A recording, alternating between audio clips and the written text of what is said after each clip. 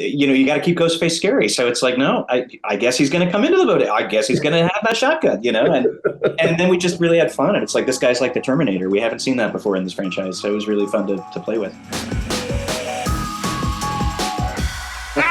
That shirt's amazing. I need your shirt, man. Sorry. PopCulture.com. And this is my Ghostface with a shotgun shirt. Amazing. I want to clarify that I already had this before I knew I was going to be talking. This was just in my wardrobe. Oh my God. So I love it. This is not like, I didn't like plan it. Well, it's amazing. No, it's incredible. I'm going to go on the internet immediately after. We literally would turn to each other and go, Ghostface with a shotgun. So I love that shirt exists. Like the fact that shirt exists in the world makes everything right. It is. It's the mashup we all really needed. I am pumped. I'm really excited to be able to chat with you guys about Scream. And in my brain, I keep saying Scream 7 because I think I'm trying to manifest it. But I'm going to try to remember to say Scream 6, which is now on digital. People can go watch it. And there may be spoilers in my questions. I was able to mostly avoid spoilers with Tyler and Matt. But if I have a little bit of a spoiler, anybody who's watching this, quit watching now. Go watch the movie. Yes. And then come back. Okay, so Scream 7 is Scream 6. I knew it. I knew I was going to do it.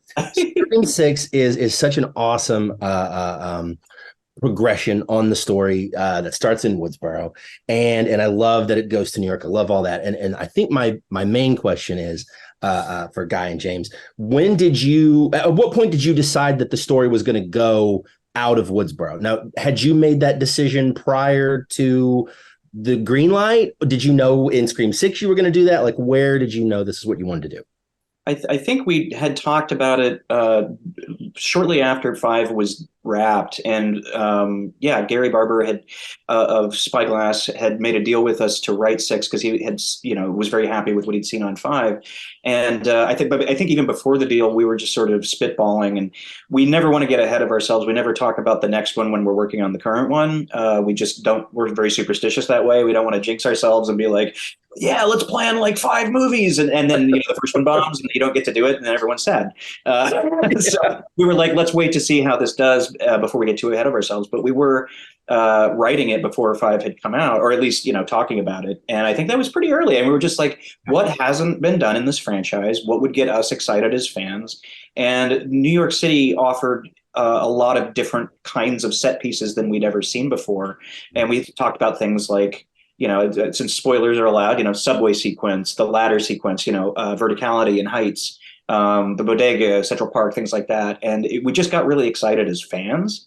And it was also a big risk. And it's like, this is going to be tricky to pull off. And that's exciting. We want to challenge ourselves as writers and as fans to like come up with something that's a little bit like, not scary, but like new and fresh and different and, a little dangerous. Swing, Yeah. Yeah. Oh, it's dangerous. What were the conversations between the two of you regarding sort of like how Ghostface would evolve as a character going into this movie? Because he is very different. He is a lot more dangerous.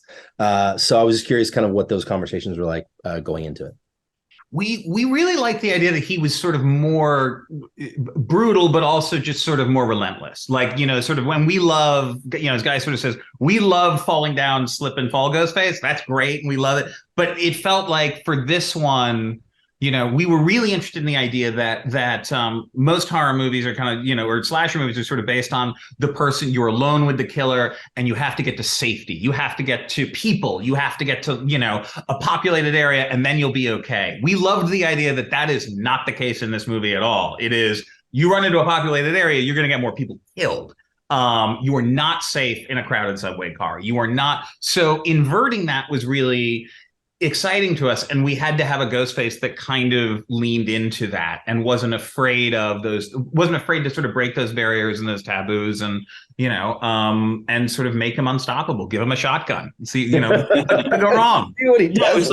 the location kind of necessitated a more brutal Ghostface, right? Because it's such a densely populated area, and you have things like a packed subway car or a public bodega, and you got to keep Ghostface scary. So it's like, no, I guess he's going to come into the bodega. I guess he's going to have that shotgun, and then we just really had fun. And it's like, this guy's like the Terminator. We haven't seen that before in this franchise, so it was really fun to play with. Yeah, he really is. He was quite relentless. For you, I when I was talking to Tyler and Matt, they mentioned that one of the things is they get the scripts without knowing anything. They read them so that they get kind of the same audience surprise, ahead of time. So I was wondering, for you as a producer, how is that process for you? Like, are you the same way? Do you get the script? Or are you more? I get the gut check pitch. Okay. Which is so I don't get that first read without knowing what I'm gonna be reading. And so I don't get that experience. I get to be the kind of glue conduit to make sure the pieces of all of it are possible cast, that whole thing. I get to be I have the benefit of being at 35,000 feet throughout the entire process, so that the machine can deliver what they put on the page, what Matt and Tyler want to do on set, what our cast, will play around with. And then, so for me, it's not that I don't get that read, which would be a ton of fun, but I also or terrifying, because terrifying. But part of it too is with with this, it was, when we pitched William, it was also, we want to do New York. There are that's a very different production plan than Scream 5 was. Okay. So he's got to be thinking about, where are we shooting? Yeah. Is it going to How do we do that? more? Is it going to be all these things? But it's saying like, hey, we want to bring back Hayden Panettiere. He's got to figure out the best way. So it's all of those heads up, because there's a lot of work so fast in those ideas, right? It doesn't just happen. And I'm also fortunate that this is a group that's done a lot of stuff together, right? So I also know, we all know kind of each other's way of working and doing things. So I have some cheat codes that you don't normally have. Which might also mean which buttons to push. 100%. Oh, he does. I can put them both in tiers within 30 seconds right now. Oh my God, that would make headlines.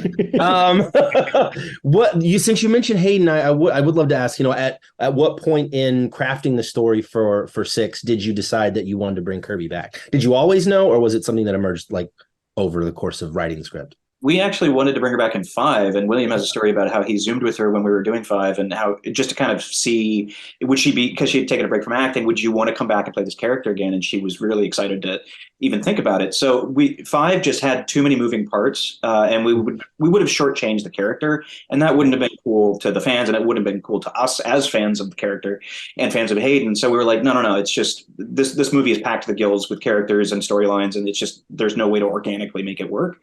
And then, so she was top of the list for 6. And it was like, how do we bring back Kirby in a way that makes sense?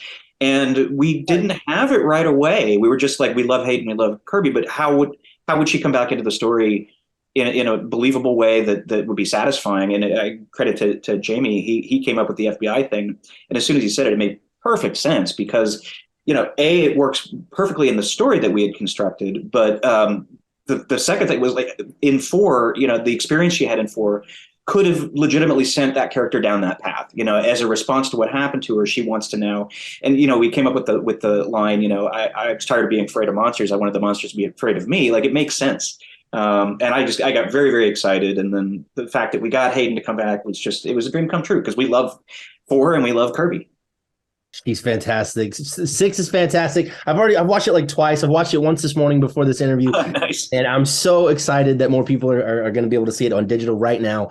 Guys, thank you so much for taking time. And the only thing I will say, if you can find a shirt that says Ghostface with a rocket launcher, just to see what happens. I'm going to go find that. 7. That's it. That's the headline. Right. Thank you guys. Take care. Take care.